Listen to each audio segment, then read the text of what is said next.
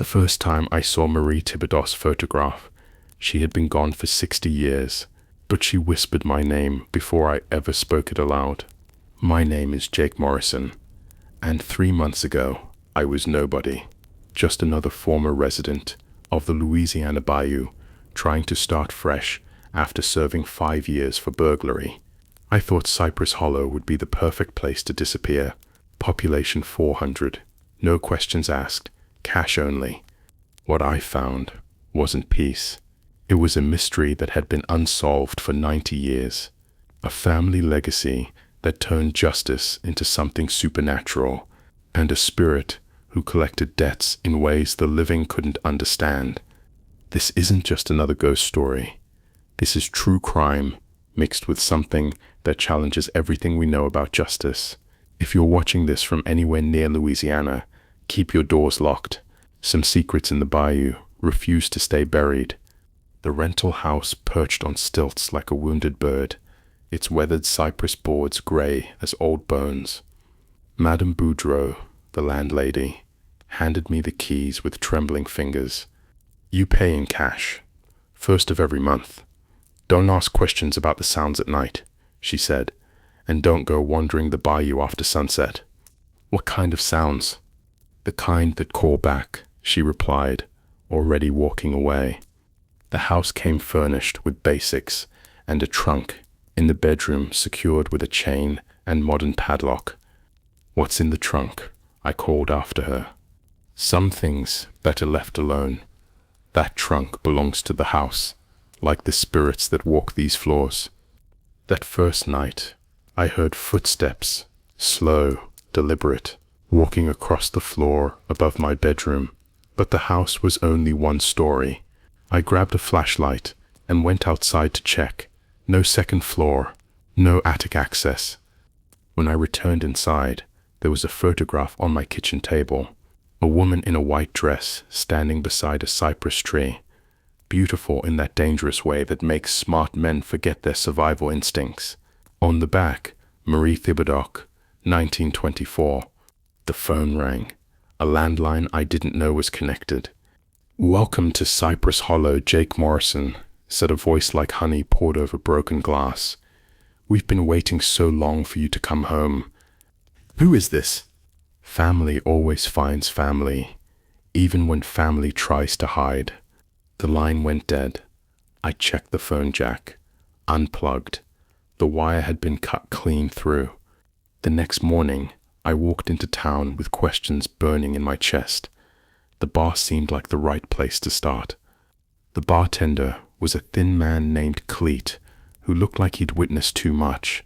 I ordered coffee and asked about the Thibodeau family. Cleet's hand froze on the glass he was cleaning. You staying in the old Thibodeau place? Rental house on Bayou Road. The Thibodeau family controlled everything in Cypress Hollow for 4 generations. Bootlegging, other enterprises. They owned the sheriff. They owned the judge. What happened to them? Marie happened to them. He walked to the end of the bar and returned with a manila folder. The top newspaper clipping was from October 15th, 1924. Bayou family found deceased in mysterious circumstances. Edgar Thibodeau, his wife Clara, and his brother Louis had been found deceased in their family home. The police called it a family dispute, but the article mentioned unusual evidence and signs of ritual activity. The photograph showed the Thibodeau family home, covered in strange symbols painted in dark liquid, circles within circles, lines that seemed to move when you looked directly at them. Marie Thibodeau was Edgar's sister-in-law. Married to Louis, she disappeared the night the family perished. Some say she caused their fate. What do you think? Cleet finished his drink. I think Marie Thibodeau learned some things from the old women in the deep bayou, things that don't end with the body. That afternoon, I found the original Thibodeau family home. Windows boarded up, paint peeling, a condemned sign hanging from the front porch. The back door was unlocked. Inside, furniture covered in white sheets, dust everywhere, and on every wall, symbols carved deep into the wood. the same symbols from the newspaper photographs, but these looked fresh. I was photographing the symbols when I heard footsteps upstairs, the same rhythm I'd heard in my rental house. "Hello?" The footsteps stopped, then a voice from the top of the stairs. "You shouldn't be here, Jake." I looked up and saw a woman in a white dress standing on the landing. She looked exactly like the photograph, except her dress was stained with water and mud. Her hair hung wet around her face. "You're Marie Thibodeau." I was Marie Thibodeau. Now I'm something else. Something that remembers what the Thibodeau men did to their women. She descended the stairs without making a sound. The temperature dropped with each step. Edgar and Louis thought they could treat me like property, strike me when they were angry, use me when they were lonely. She reached the bottom. I could see through her to the wall behind. But I learned things in the bayou. Old things, powerful things, things that make departed husbands pay for their crimes. She pointed to the symbols. Every male Thibodeau heir meets his end before his 40th birthday. Heart failure, car accident, drowning. The bayou always collects what it's owed. There are no more Thibodeau heirs. There's you. The floor tilted under my feet. I'm not a Thibodeau. Your great-grandmother was Clara Thibodeau before she married your great-grandfather Morrison, before she moved to Arkansas and tried to forget. Marie's smile widened. Welcome home, cousin. Time to pay the family debt. She vanished like smoke. I drove back to the rental house with my mind spinning. The locked trunk suddenly made perfect sense. I found a crowbar and pried off the padlock. Inside, I found my great-grandmother's life before she became a Morrison. Birth certificate. Clara May Thibodeau, born 1905. Marriage certificate. Clara Thibodeau to Edgar Thibodeau, 1922. And underneath, a diary bound in leather. The entry started in January 1924 and ended in October. My great-grandmother's handwriting, describing fear and bruises and nights when Edgar came home intoxicated and violent. The final entries made my hands shake. October 10th. Marie came to see me today. She knows about the bruises. She says she can help. She knows things from the old women in the deep bayou. October 12th. Marie brought me to the swamp tonight. There's a place where the water runs black and the trees grow in perfect circles. She taught me words in old Creole French. She says the bayou remembers everything, every sin, every cruelty. October 14th. It's done. Marie performed the ritual. She cursed every male Thibodeau heir to meet their end before his 40th birthday. The bayou will collect the debt in blood. October 15th. Edgar is gone. Louis is gone. But something went wrong. Marie didn't just curse the Thibodeau men. She bound herself to the bayou. She can't rest until every male heir has passed on. I have to leave. I have to protect my children and their children. There was one more item. A photograph of my great-grandmother as a young woman, standing beside a man who could have been my twin. On the back, Edgar and Clara Thibodeau, 1923. I stared at that photograph until the sun went down. I wasn't just connected to the Thibodeau family. I was Edgar Thibodeau's great-grandson, and I was 39 years old. The next morning, I drove to the Cypress Hollow Police Department, carrying the diary. Sheriff Boudreaux looked like he'd been expecting me. Found the trunk, did you? Sheriff, I need to report incidents. Multiple incidents dating back to 1924. He opened a file cabinet and pulled out a folder marked Thibodeau, done going. It was thick enough to stop a bullet. Every few years, somebody comes asking questions about the Thibodeau curse. They all want to know about the ritual symbols and the missing bodies. He showed me crime scene photographs. The Thibodeau family hadn't just been found deceased. They'd been arranged. Edgar and Louis were positioned in chairs facing each other, across a table set for dinner. Clara was in the bathtub, her hands folded like she was praying. The coroner said they'd been gone for 3 days when we found them, but the food on the table was still warm. The bath water was still hot, and there were wet footprints leading from the bathtub to the back door. Footprints that matched Marie Thibodeau's shoe size. Footprints that led to the edge of the bayou and then vanished. He walked me to the door, then stopped. Your great-grandmother left something for you. Been sitting in our evidence locker for 15 years. He handed me a small package wrapped in oilcloth. Inside was a silver locket and a note. For my great-grandson, when the time comes, throw this in the black water where the trees grow in circles. It's the only way to break what I helped create. The locket was warm to the touch. When I opened it, I saw a photograph of Marie Thibodeau, but not the beautiful woman from earlier. This Marie looked desperate, hungry. Her eyes were black holes that seemed to pull light into them. Marie Thibodeau hadn't just cursed the Thibodeau family. She'd cursed herself. She was trapped in the bayou, bound to collect a debt that could never be fully paid. And she was coming for me tonight. I didn't wait for darkness. I loaded the diary and locked it into my truck and drove deep into the bayou. I had to find the place where the water runs black and the trees grow in circles.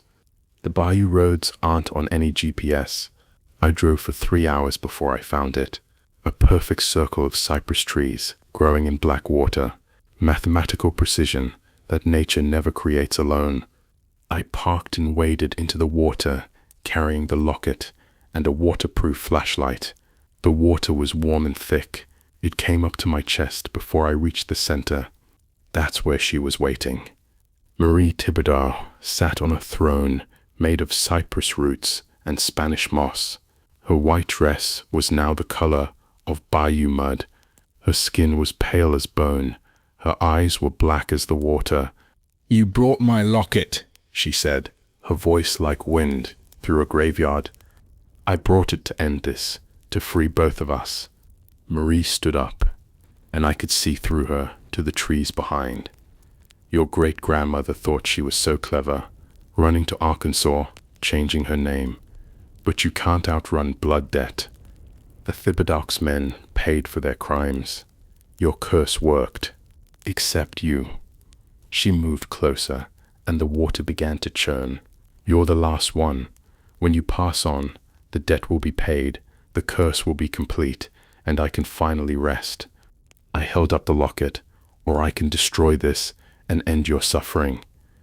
Marie's eyes widened. You don't understand. If you break that locket, you break the binding that keeps me trapped here. I'll be free to collect debts from anyone with Thibodeau blood, your cousins, your sister, her children. I felt the trap closing. The locket wasn't a key to freedom. It was a lock on a prison door. Choose, Jake Morrison.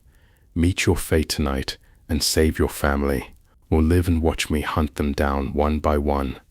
The water was up to my shoulders now, but I'd spent 5 years learning that every trap has a weakness. There's a third option, I said, something my great-grandmother figured out, but never had the courage to try. Marie's smile faltered. What are you talking about? She didn't just help you create the curse. She helped you bind yourself to the bayou, which means she knew how to transfer that binding. I opened the diary to the final page, written in pencil so faint I'd almost missed it. The locket contains a piece of Marie's soul.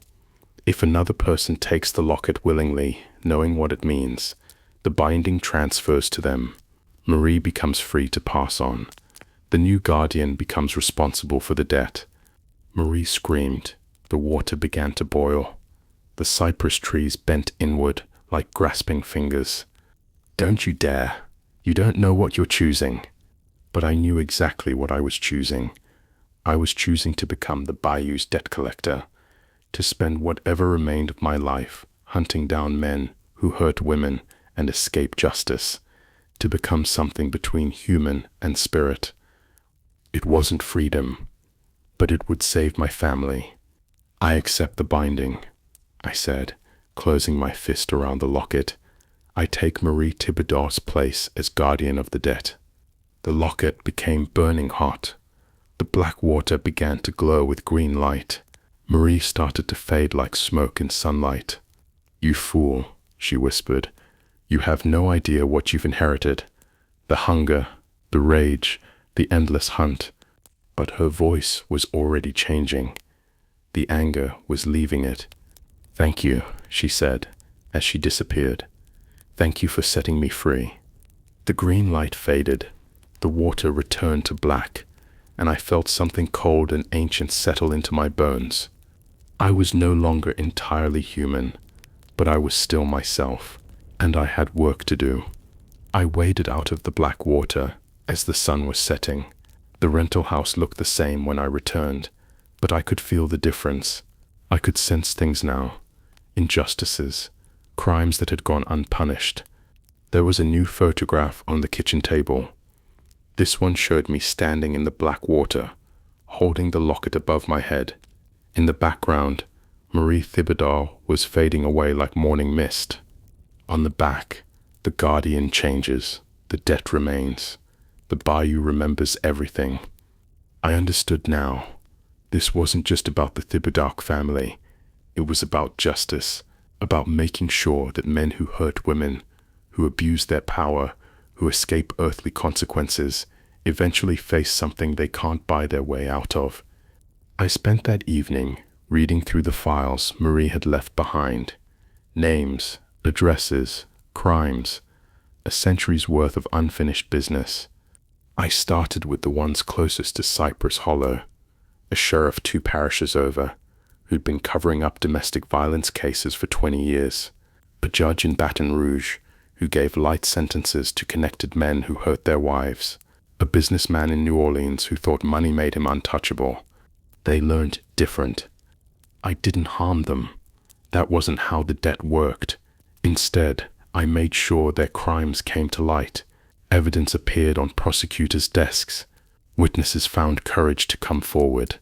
Hidden assets were discovered and seized for victim compensation. Justice, not vengeance, but justice with teeth. 1 year into my guardianship, I faced my first real test. A man named David Thibodeau contacted me through the old phone line. "I know what you are," he said, voice tight with fear. "I know what you do, and I need your help. I don't help Thibodeau's men. I collect debts from them. My son is missing, taken by his mother's new boyfriend. The police won't help because the boyfriend has connections." I felt the familiar tug of obligation, but this was different. This was a Thibodeau man asking for help. The story David told made my blood run cold. His ex-wife had fallen under the control of a man who collected women like trophies, who used their children as leverage to keep them compliant.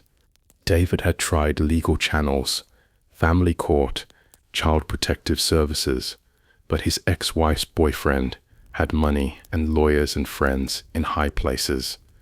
"My boy is 8 years old," David said, "and I can feel that he's in danger." I wrestled with the decision all night. Everything about the Thibodeau curse said the men in that family deserved whatever happened to them. But what about their children? What about innocent victims who happened to share the wrong last name? By morning, I'd made my choice. I found David Thibodeau's son in a compound outside Houston. The place looked like a ranch, but was really a prison. High fences, security cameras, guard dogs. Marcus Webb ran the compound, 43 years old, rich from family money. He collected damaged women and their children, promising safety and love, then trapping them in control and fear. I watched for 3 days, learning routines. Webb had 12 women living there with their children. None were allowed to leave without permission. None had access to phones or internet. On the 4th night, I made my move. I didn't go in like a one-man army. Instead, I used the abilities that came with my guardianship, the power to move through shadows, to appear and disappear without sound. I found David's son in a dormitory-style room with 6 other children, 8 years old, thin, scared, carrying bruises that made my hands clench. "Tommy, your dad sent me." The boy looked up, with eyes too old for his face. "Are you really here?" "I'm really here, and I'm going to get you out." I led Tommy through corridors that should have been patrolled but weren't, past security cameras that somehow didn't see us, through locked doors that opened at my touch. We reached the perimeter fence as the alarm began to sound. "Run," I told Tommy. "There's a car waiting. A man named David. He's your father." "What about you?" "I have other business here." Tommy ran into the darkness. I turned back toward the compound. Marcus Webb was waiting in the main house, holding a rifle with shaking hands. "Who are you? What do you want?" "Yeah, I'm the debt collector," I said, stepping from the shadows. "And your bill is due." Webb pulled the trigger. The blast went right through me. That's when he understood what he was dealing with. "Please," he begged, "I'll pay you anything. I'll let them all go." Too late for that. I reached out and touched his forehead with one finger. Webb collapsed. I didn't harm him permanently. Instead, I made sure he experienced every moment of fear and helplessness that his victims had felt. All of it compressed into perfect understanding. When Webb woke up, he was broken, remorseful, ready to confess everything and accept punishment. The women and children were free within 24 hours. David Thibodeau got his son back. And I learned something important. Justice isn't just about punishment. Sometimes it's about protection. 5 years into my guardianship, I received a visitor, a young woman named Jennifer Morrison, who introduced herself as my sister. I hadn't seen Jennifer in 8 years. She looked older now, harder. "I know what happened to you," she said. "I know what you became." "How?" "I've been researching our family history. I found great-grandmother Clara's letters, her real letters." Jennifer pulled out a thick folder. Clara didn't just help Marie create the curse.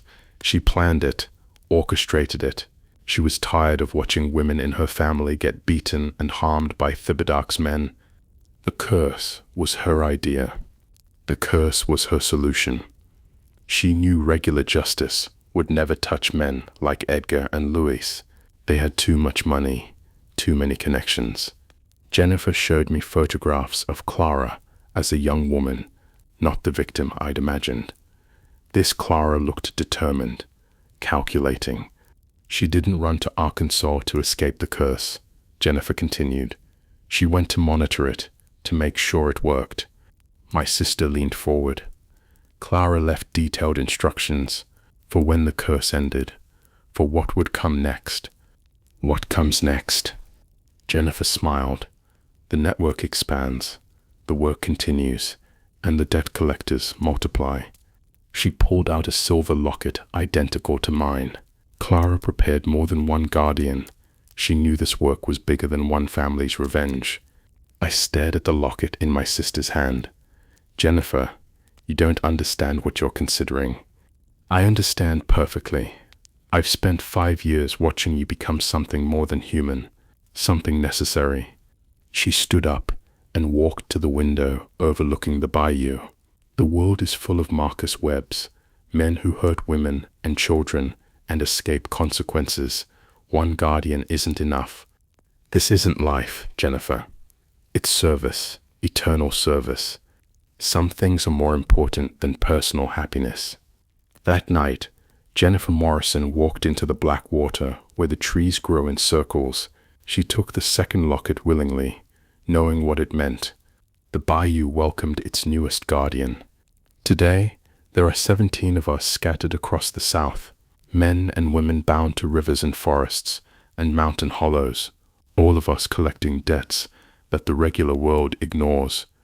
We communicate through dreams and symbols carved in old trees. We share information about predators who move from place to place, always staying ahead of consequences. We make sure they never escape entirely. The work changes you. Not just physically, but mentally and emotionally. You start to see patterns in human behavior, cycles of violence that repeat across generations. But you also see the breaks in the pattern. Women who escape, children who grow up different, cycles of abuse that end because someone intervened at the right moment. My name is Jake Morrison. I was nobody 3 months ago. Now I'm something else, something that ensures justice, finds those who think they're untouchable. The bayou remembers everything, every sin, every cruelty, every debt, and we're always collecting. If you're watching this from anywhere near Louisiana, remember what I said at the beginning. Keep your doors locked. Some secrets in the bayou refuse to stay buried.